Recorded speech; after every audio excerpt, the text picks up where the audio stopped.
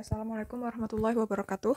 Jadi kita hari ini akan membahas mengenai pembagian polinomial atau suku banyak dengan metode Horner.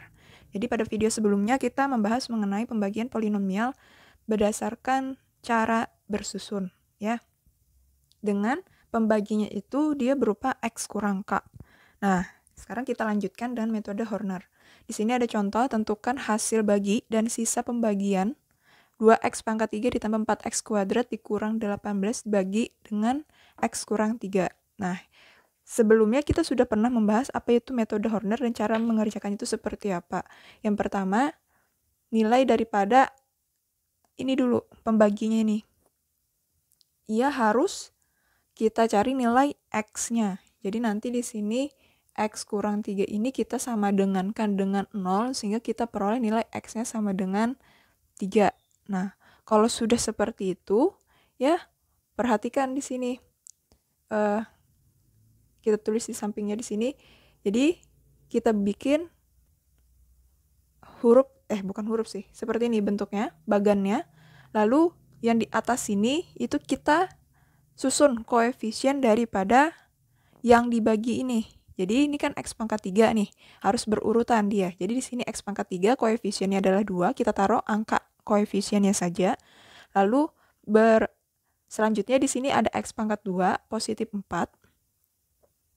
Lalu setelahnya seharusnya itu variabel x ya, koefisien daripada variabel x. Namun di sini variabel x-nya tidak ada, maka harus kita tulis tetap, tapi dia koefisiennya adalah 0.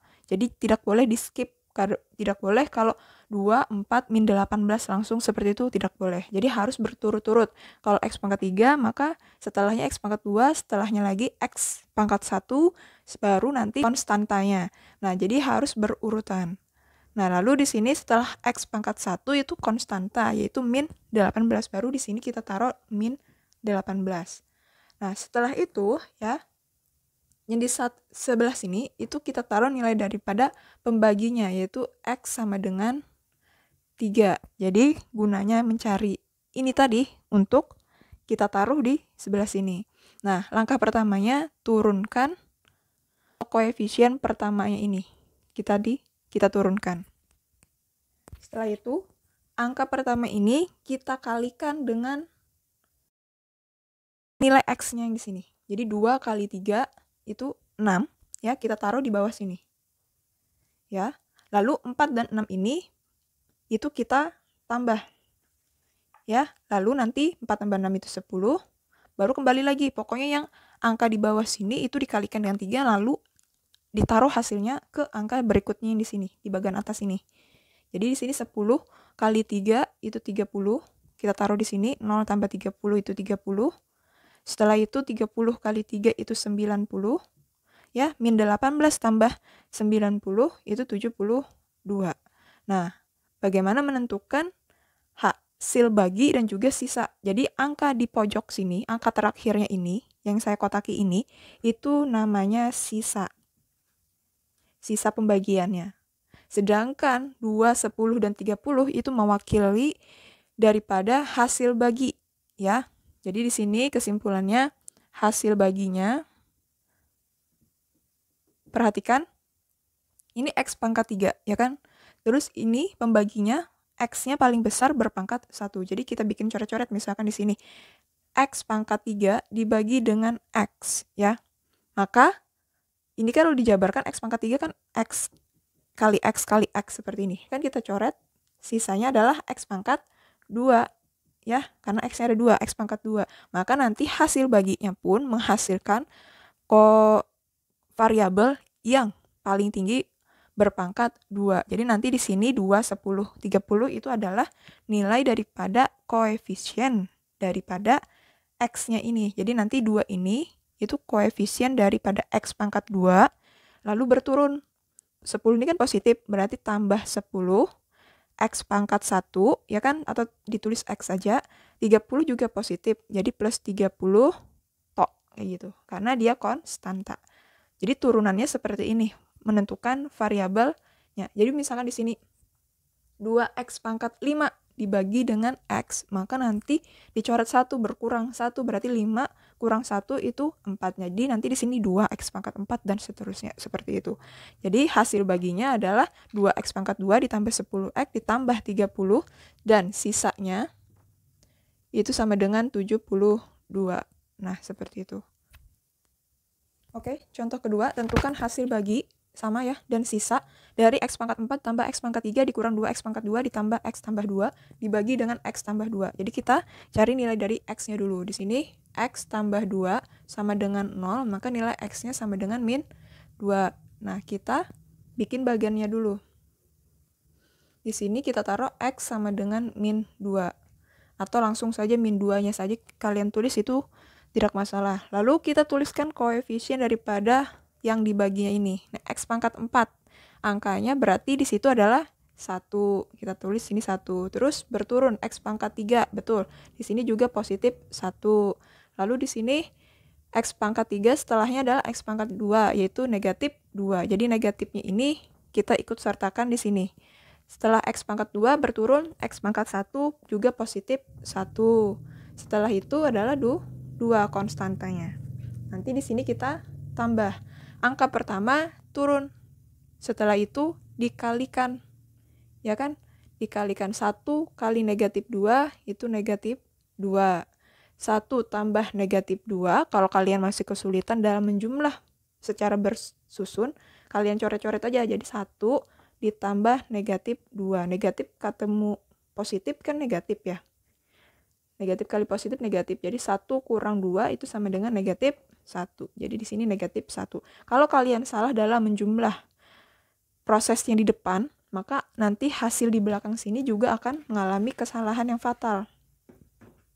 Nah, setelah itu negatif 1 kali negatif 2, negatif kali negatif itu positif, 1 kali 2 itu 2, jadi kita taruh sini 2. Terus ini, karena negatif 2 dan ini positif 2, dijumlahkan dia netral, jadi di sini 0.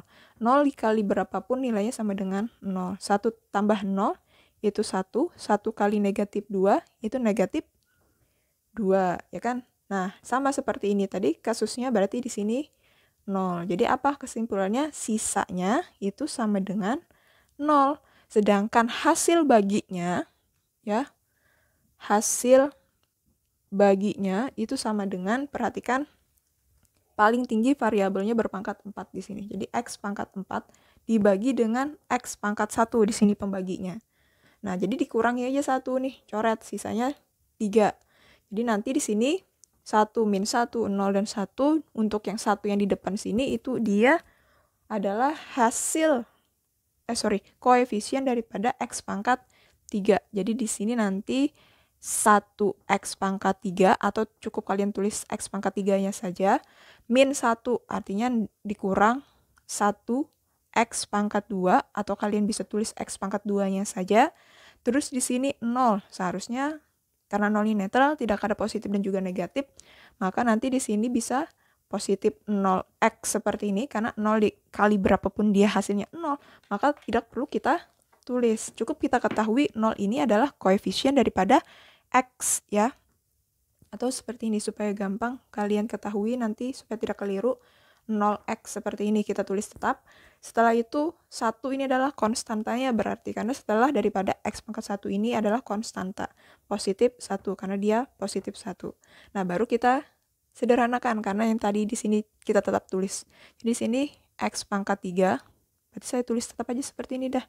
Jadi 1 ini adalah yang ini, min 1 adalah yang ini, 0 itu adalah yang ini, sedangkan positif 1 itu adalah yang ini. Oke. Lalu kita hilangkan yang bisa atau dianggap boleh dihilangkan, yaitu 1 yang di depan X pangkat 3 ini boleh dihilangkan, min 1 ini kita bisa tulis jadi min X pangkat 2 saja, sedangkan ini tadi bisa tidak kita tulis karena dia 0x, itu artinya ya bukan tidak terdefinisi, tapi nilainya sama dengan 0. Jadi boleh tidak kita tulis, terus langsung kita tulis sama dengan plus 1, seperti itu. Dan sisanya sama dengan 0. Jadi dia habis dibagi seperti 4 bagi 2, ya langsung 2. Tidak ada koma-komaan. Jadi kalau ada bilangan yang berkoma, misalkan 3 bagi 2 itu kan 1,5.